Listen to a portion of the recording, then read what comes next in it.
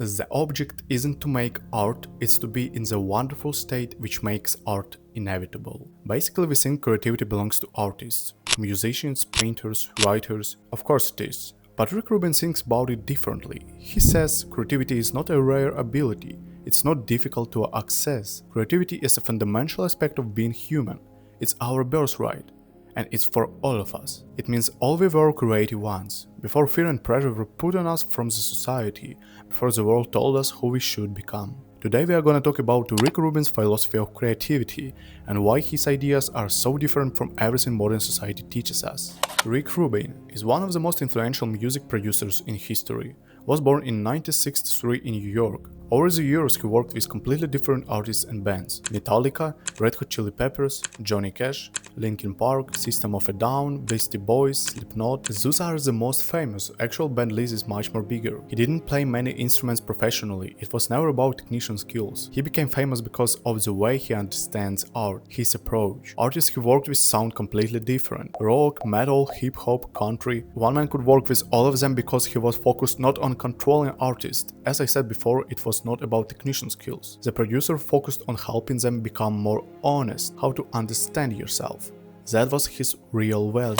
In 2019 was published Rick Rubin's book The Creative Act: A Way of Being. There are many really interesting points about creativity inside. Firstly, how he determined creativity. Definition is very simple. To create is to bring something into existence that wasn't there before. According to this definition, it could be a conversation, the solution to a problem, a note to a friend, the arrangement of furniture in a room, a new road home to avoid a traffic jam. Creativity does not belong only to artists, every person is creative. The problem is not lack of creativity, the problem is disconnection. Modern life separates us from ourselves.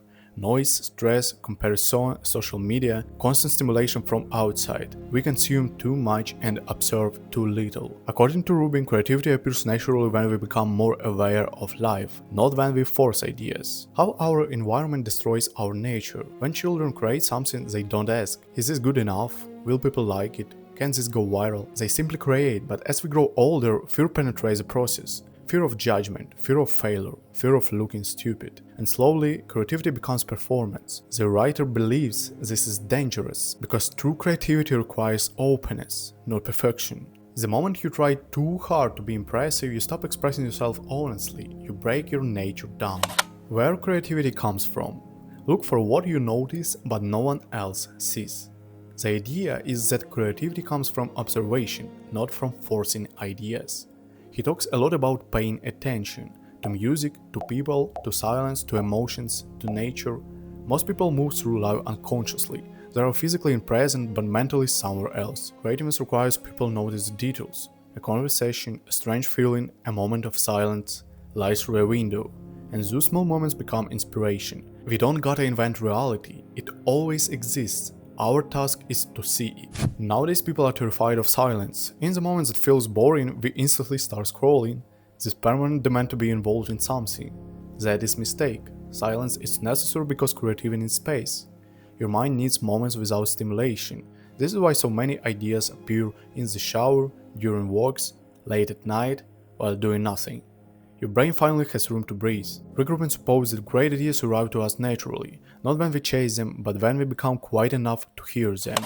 How to be creative. You gotta get your extra originality out. Don't focus on being original, because when you try to be original, you become artificial. Instead, focus on being honest. Your experiences are already unique. Your emotions, your perspective, your memories. Nobody sees the world exactly like you do. It makes you original automatically. Not trying to look different. Expressing something real that is yours. Perfectionism destroys creativity. Many people never create anything because they wait for the perfect moment, the perfect idea, the perfect conditions. But creativity is messy. Most ideas are imperfect, first attempts are bad, and that's normal. Creativity is more like discovering something than controlling.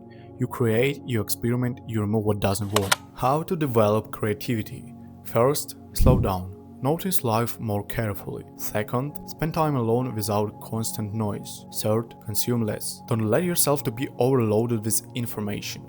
Music, videos, content, opinions. Your brain never rests. And finally, create for yourself first. Not for algorithms, not for approval. The best art often comes from authenticity, not strategy.